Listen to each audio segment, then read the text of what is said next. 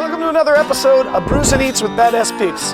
My name is Judd Haley. I'm a singer, songwriter, and your host. Today, we're checking out the Barley Mine in Lakeville. And we got our good friend Chase waiting for us inside. Join us.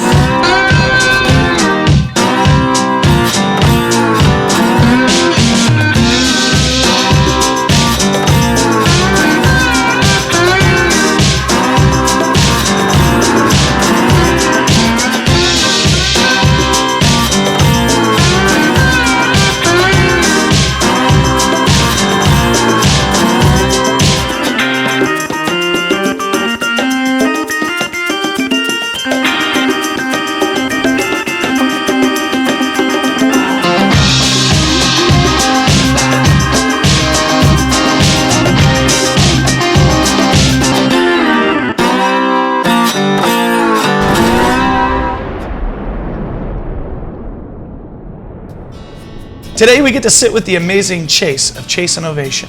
Calling Minnesota home, this father, husband, and hardworking frontman's love for music began early in his life.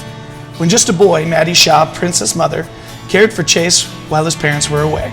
Growing up, his love for martial arts and gymnastics prepared Chase for a life in the limelight.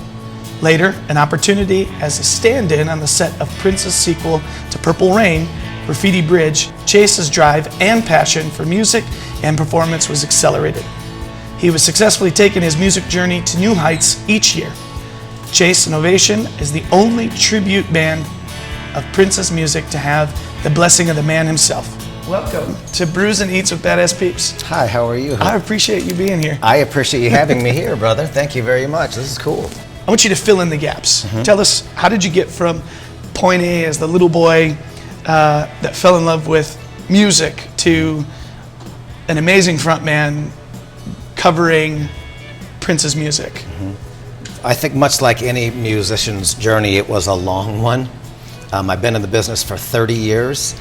And throughout that 30 years, regardless of if I played originals or if I played cover tunes, I often say I could do a 90-minute set of Ozzy Osbourne covers. And ultimately, I would get off the stage and somebody would say, "Hey, has anybody ever told you that you look like Prince? Or that you sound like Prince?" And at one point, 11 years ago, at about 4 o'clock in the morning, the epiphany hit me. Boy, wouldn't that be weird if I attempted to perform the music of Prince? And 11 years later, here I am still doing the show, and it has been an unbelievably wild ride ever since. So was the Ovation, this project, doing other covers before 11 years ago? Or were you guys doing different music before the epiphany hit you? No, prior to Ovation, I was in a group called Cryptic. Cryptic was fronted by Brown Mark, who's the bass player from Prince and the Revolution. Okay. A phenomenal musician. Yeah. And so prior to that, I was doing originals. I was signed to a 2-year, 2-record deal by Orphan Records. Okay. Toured the country just performing original music and did fairly well. But then again, with the non-stop onslaught of, "Hey, has anybody ever told you that you look like Prince?" And quite frankly, he's been one of my favorite musicians of all time at any rate. It just started to make sense. Let's at least try to do a set if we're going to be allowed to do so. And again, That was 11 years ago. So you got your Bauhaus Wagon Party at West Coast Lager. You got your Fulton Blonde Classic Blonde Ale. Your Tin Whiskers is a wheat. And then you got your Little Something, another wheat ale. You've clearly had some great success in this last adventure. Tell us about the moment that you had in your career, a failure. This was a failure to pay attention to the universe. This was a failure to pay attention to all the signs, or I don't know if I want to do this anymore. Tell us about that moment. Bring us there. That might, and I'm not just saying this, that might arguably be one of the best questions I've ever been asked. I don't know that I would quantify any particular point in my musical career or anyone's career, be it in music or otherwise, as a failure. My thought as you were forming that question was that as long as, from my perspective personally, as long as I continued to work towards what it was that my goal is or was, then it's impossible to fail. As long as you continue taking steps forwards to what it is that you're reaching for, it can never be a failure. Had I have given up at any point during my particular music career or career in business or whatever it may have been, To give up, that's when a failure would have occurred. In other words, to wake up one day and say, what if? That to me would be heartbreak. And I knew at age 19 when I did my first paying gig, I thought I had arrived. Sure. I had thought that I had arrived and thought, well, from here on forward, it's going to be smooth sailing. In this business, of course, that's not always possible. Right. And it's a grind. Right. So that isn't to say that we haven't had some difficult spots or that I haven't had some bumpy roads. Tell me about that moment where you went, all right, something's got to change. And this is what I learned from that situation. I think when I took a hard look at what the business side of the business was, I looked at it with big doe eyes and said, as long as you work at your craft, you're going to succeed. Not necessarily true. I know guitar players that should be household names, you'll never hear of them. Right. And God bless them, for whatever reason, you're just never going to hear their names, or singers, or dancers, or poets, or songwriters.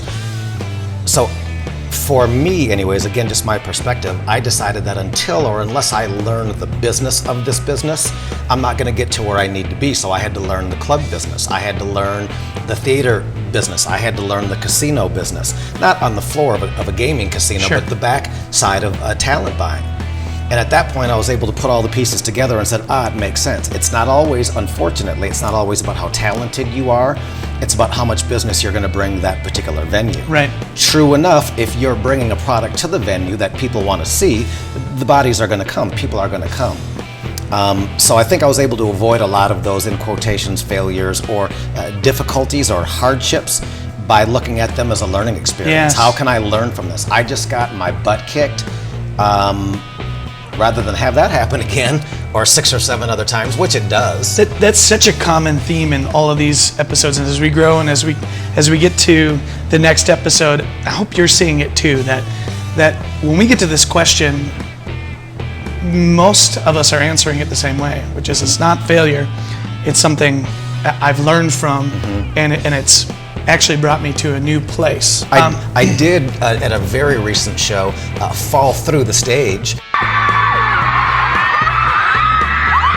That could be considered a failure. Turn it into a positive and just looked at some 700 What people happened? staring me in the face and said, hey, that's rock and roll, this is live. The stage wasn't as constructed as it should be, perhaps. Okay. And there's a bit in the show that we do where I'm seated on a chair, and one of our dancers, Miss Jenna Ray Anderson, we call her Sunshine, she put her weight down on me while I was sitting on this chair, and I went through the stage. The legs of the chair went through the stage. Yeah, I had a mark in the small of my back for about a week and a half. It was a whole thing. How high was the stage? Well, I didn't fall all the way through. I didn't disappear. Yeah, Okay. you could still see my entire body, but my butt hit the deck. And it was a whole, so that could be considered a failure. I thought it was, at the time it wasn't funny. Funny now, not funny then. Well, yeah. You definitely added to your checklist of things to check before you do it again. Yeah. I'm kind of glad that I can say that it happened, but I probably don't want to relive that experience. Oh, so we talked about it briefly. 11 years ago, your aha moment to make Chase and Ovation the Prince tribute. But I want to hear more about that aha moment. I want to hear that exact moment. You read that email, or you stood up and you said, "This is where I'm going." And how did you progress? It was somewhere probably around 3:30 or 4 o'clock in the morning, and I literally sprung up from a sound sleep, stood at the side of the bed, and said, "I've got it. I'm going to put together a selection of songs that Prince did, and I'm going to perform them at First Avenue," which of course is the building that Prince made famous, and where Purple Rain was filmed, a great portion of it at any rate. Not knowing that idea is absurd and insane and probably wasn't going to work. That was my true thought, is that I was going to pull that off.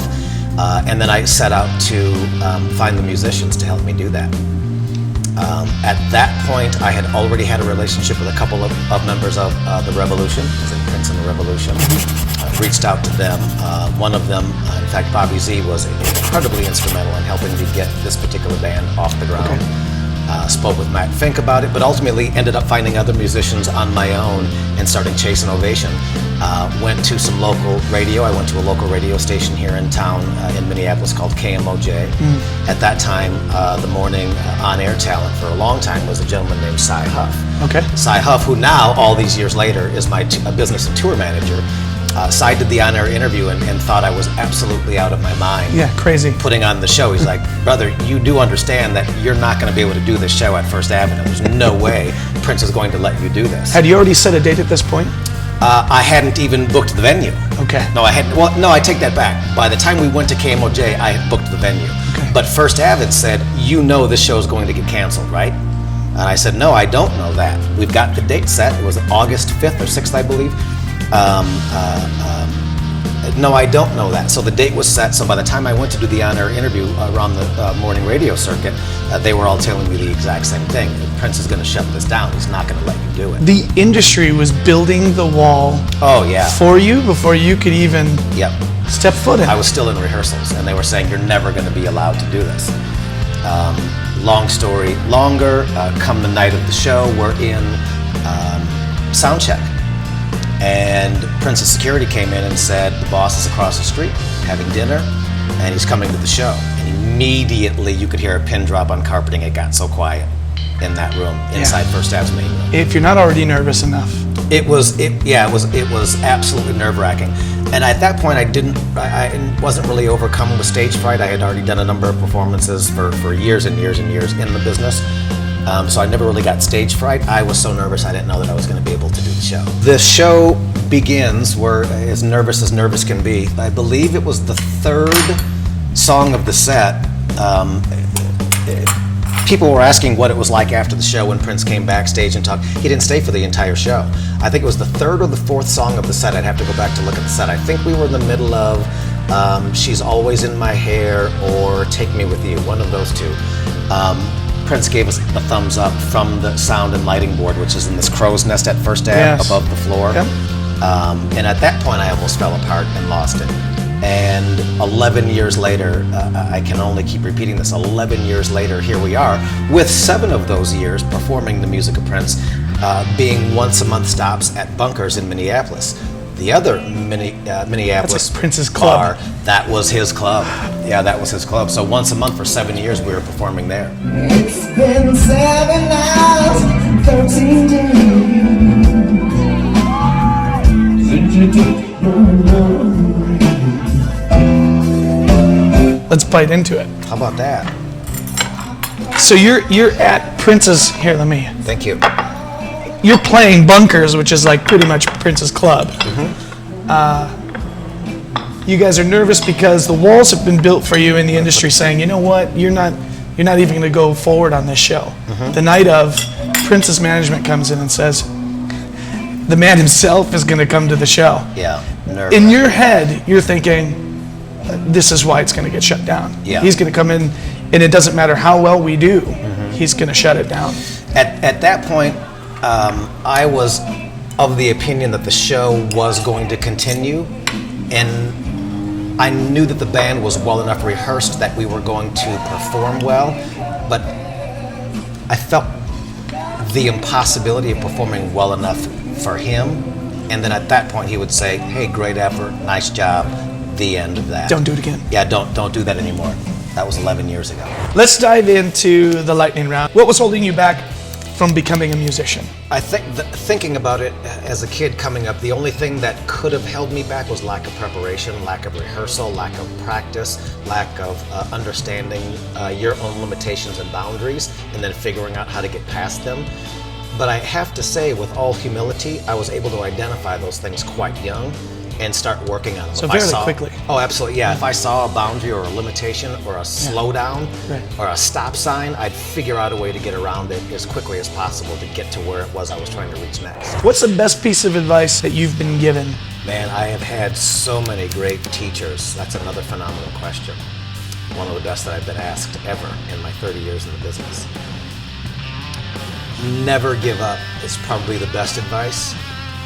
And perhaps the most profound thing that I ever heard came from Prince, not so coincidentally, perhaps, was, and quite simply, without change, nothing changes. Right. And the conversation subsequent to that was, if you're not happy with something, change it. What's a personal habit that contributes to your success? One of the personal habits that I hold myself to daily is to always, always work on bettering your craft. In a conversation that I had some years ago with Zach Wilde, Ozzy Osbourne's guitar player, he laughed at me. We later laughed together, but he laughed at me when I asked him if he ever got nervous in the middle of a song when he knew a particular guitar solo was coming up that might be challenging, and he laughed. And he said, "That's absurd. Why would I get nervous?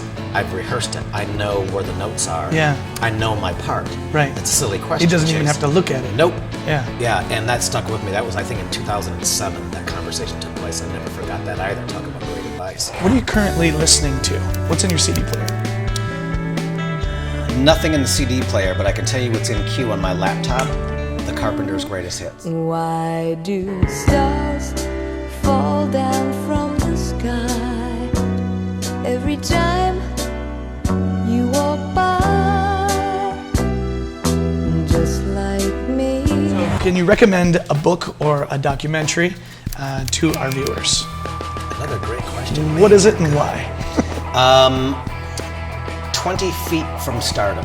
A documentary about what happens behind the person that's behind the microphone. So I'm talking about backup singers. Yeah, That are I've seen 20 it. feet Oh, from stardom. Let's shout away, just a shout away. With Mick. She sings the lyrics right along me, and with a lot of personality, which is what was needed.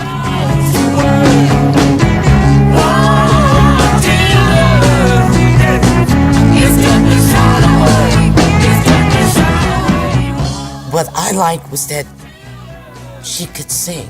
She was able to be merry. She didn't have to bring it down. They said, "You want to do another one?" I said, "Sure, I'll do another one." I mean, she just did it like a couple of times. And you've seen it, yeah. have. It's phenomenal. It's incredible. And it explains what being in this world is like, really from all aspects. But I found anybody can watch it. You don't have to be in the music business or entertainment business to appreciate it. I absolutely loved it. Another one that I enjoyed, music business wise, was Bon Jovi's documentary, When We Were Beautiful. Okay, so the final question here of the lightning round is, tell us how we can find you online and maybe your next performance. Chase and Ovation is on Facebook, of course, very easy to find there. Our next local performance here in Minnesota, I believe, is Saturday, November 18th at our Minneapolis home base clubhouse, Bunkers. Oh, I love it. I'm going to try to make it out to that show, actually. Come. Chase, you are a badass. I appreciate you hanging out with us. Thank you, brother. And for you guys at home, thanks for hanging out with us on another episode of Brews and Eats with Badass Peeps. Until the next episode.